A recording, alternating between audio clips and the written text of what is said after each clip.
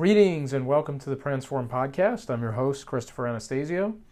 This is episode 72, and it's Wednesday, 6th July, 2022. So welcome back, guys. If you're in the United States, hope everybody had a great Independence Day weekend with the holiday on Monday the 4th.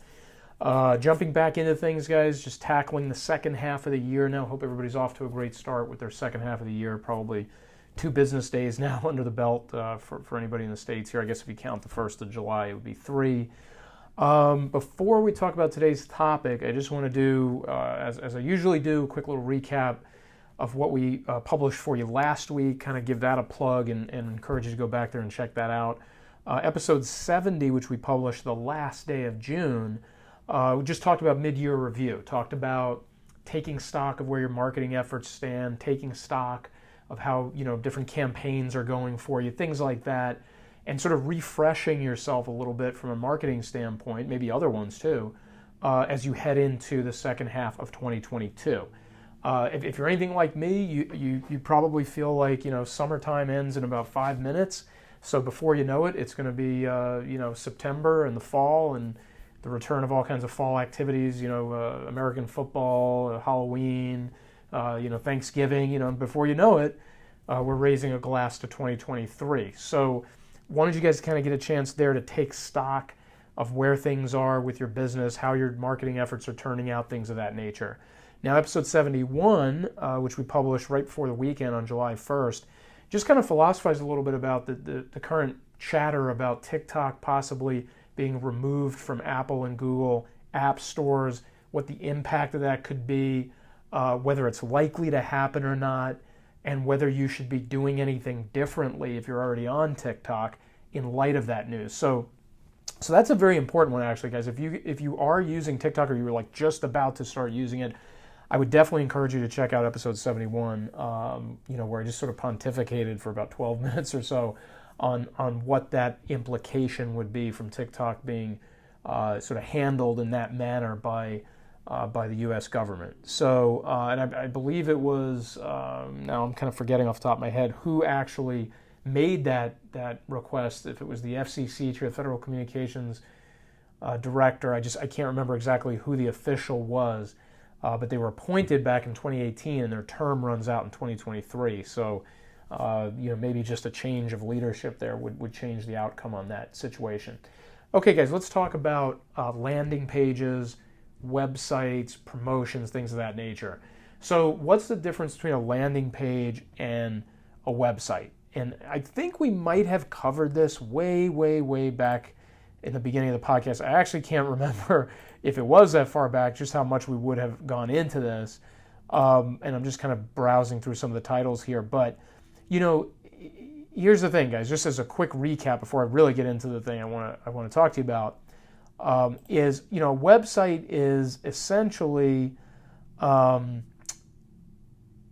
we did on episode 10. We talked about landing pages versus websites. That was back in November 2021. So that really isn't the sole topic of this podcast, but I just want to touch in short order what that episode would have taught you, and that is that a landing page is a short-term, singular web page designed to sort of handle or absorb your promotional efforts, like a promotion that you're running. You would run a promotion, send people to a landing page where they would take a specific action and then move on from there. Versus your website, which serves as sort of a store of your authority. It has multiple pages. It has different levels of navigation that you go through. On that site. It's mostly static. Usually the only thing that's really being changed over regularly on a website is like your blog, whether that's like posting video content or textual content or audio clips, whatever the case may be. There's really, most of your website is going to stay the same for long periods of time. Your home page, your about page, your bio, like where you talk about your team members, those things don't change often. So a website is much deeper, much broader, and much more static, okay? So I just want to get those terms clear before we go into the main point of the episode. And so now that you understand the difference, okay, a landing page is like a singular page. I set it up for a promotion. I got it, Chris. Here's something you guys can do with landing pages that's kind of interesting to give your marketing campaigns, whether they be organic or paid, to give them a little bit of depth and give them a little bit more robustness in terms of insight that you can glean from those campaigns. And what I mean by that is, going back way back in the beginning of like direct response marketing, like David Ogilvy, that kind of era, when they didn't have, websites and social media and pixels on websites and stuff like that, they had to track campaign performance the good old-fashioned way, where they would run an ad, let's say in a newspaper or a magazine, right? And at the end of that ad, they would say something like, be sure to call, 1-800 and whatever the number was, 555-1234, to enroll in this free offer, or enroll in this special offer. Or they might have a mailing address, and they'd say, mail your response. There'd be like a tear-off sheet at the bottom, or like a stub that you could cut out of the magazine or the newspaper, and it would say, hey, mail this to this address. And then that address was only there for the intake of that specific marketing campaign, that specific offer. So they would see how many stubs were cut out of the paper and mailed to that address. And they would know, like, okay, we ran ads in, we circulated X number of copies of this ad, and we got Y number of responses. And they could measure performance that way. Or they got the phone calls coming in, and they said, okay, we ran this campaign, to X degree of circulation, and we got Y number of phone calls, okay? And that phone number was only used in that specific ad. And that's how they knew that somebody had seen that ad. So that's how it was done in the old days. Now, these days, we got a lot more technology than that, and we can do this a little bit more sophisticated and a little slicker than that. But it basically comes down to, when it comes to landing pages, using landing pages in the same manner.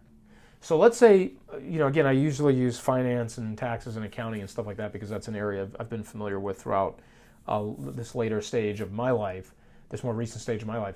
And so that's why I come back to it a lot. So let's say you have, a financial advisor who is offering, like a free assessment of your 401k. That's for everybody in the States or out of the States. That's a financial retirement vehicle that a lot of workers will sign up for when they join a company or whatever.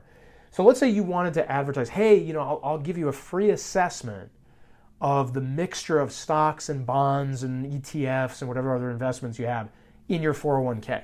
So if you respond to this promotion, I will do that for you for free. So then what you would do is you'd have a landing page that would have a URL that had a very specific identifier on it. So it'd be obviously a unique URL to that landing page.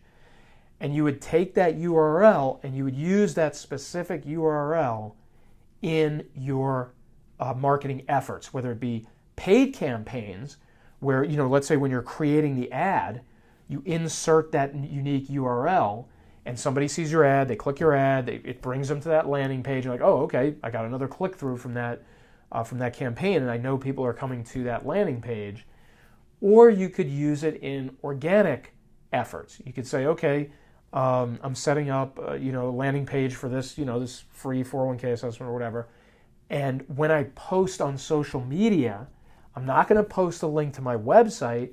I'm going to post a link to that landing page, and I'm going to sort of segment that audience sort of automatically by saying, hey, come to this link, click this link for your free assessment, and then I'm going to see, okay, how many people came to who actually came to the landing page and did that action that I asked them to do there. Provide their email address, get the free assessment, that sort of thing. So that conversion point on the back end is important as well. If you set up that landing page the way I described, you'd want to have the user take some action when they get there. Like, hey, enter your email address so I can coordinate with you on when we're going to do the assessment or whatever. And at that point, if they've clicked through that far, it's fairly likely that they're going to provide you what you've requested from them because they want to get the free assessment. So my point is that it's not just about, well, what's the difference between a landing page and a website? It's how can you use landing pages that are specifically crafted to particular marketing angles, campaigns, intentions that you have, offers that you want to put out into the world. And you can start getting really savvy about how you segment these things and then speak to your audience on that landing page. Instead of having a one-size-fits-all landing page, excuse me, having some microphone issues here. Instead of having, like, hey, come to the, click through to this landing page, and then, when they get there, it's like, hey, do you need help with your 401k, your Roth IRA, your stock portfolio, your real estate acquisition, and then you just can't tell who's who. You would make a landing page for each one of those. For real estate investors, you got a landing page. For someone doing their own trading in their stock portfolio, you got a landing page. For somebody who wants you to look at their Roth IRA and see, or their traditional IRA, see if you can convert it to a Roth IRA, do you have a landing page for that? 401k assessment, you got a landing page for that. So that's the point, guys, is using landing pages. As you get used to it, as you've used one, you kind of get used to how to use it, and you've set one up before, maybe, where you get the training wheels off.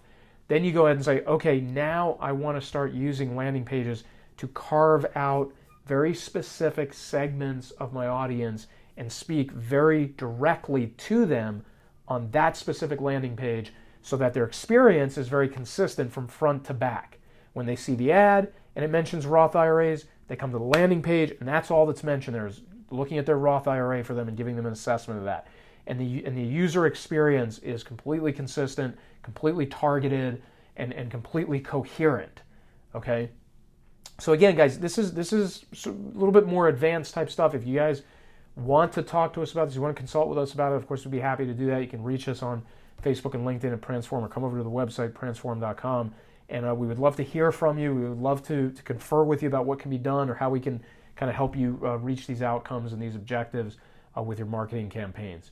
If you want to do it on your own, I think it's something that, if you have some familiarity with, setting up these types of pages, crafting the copy, imagery, calls to action, things of that nature. If you feel comfortable with that, I would encourage you to give it a try and see what you can derive from kind of slicing up your audience and doing things the way I described here today on this episode. So with that, guys, we're going to leave you here. We will be back at the end of the week with episode 73. Probably we'll be publishing that right before the weekend on Friday, July 8th, but we'll see. It might be a day before or after. But anyway, we really appreciate you guys listening to the podcast. Thank you for checking in on episode 72 today. Great being with you guys again, and excited to tackle the second half of 2022 with you guys. So anyway, like I said, reach out to us if you have any questions. Thanks again for listening, and we will be in touch with you guys. Thanks and good night.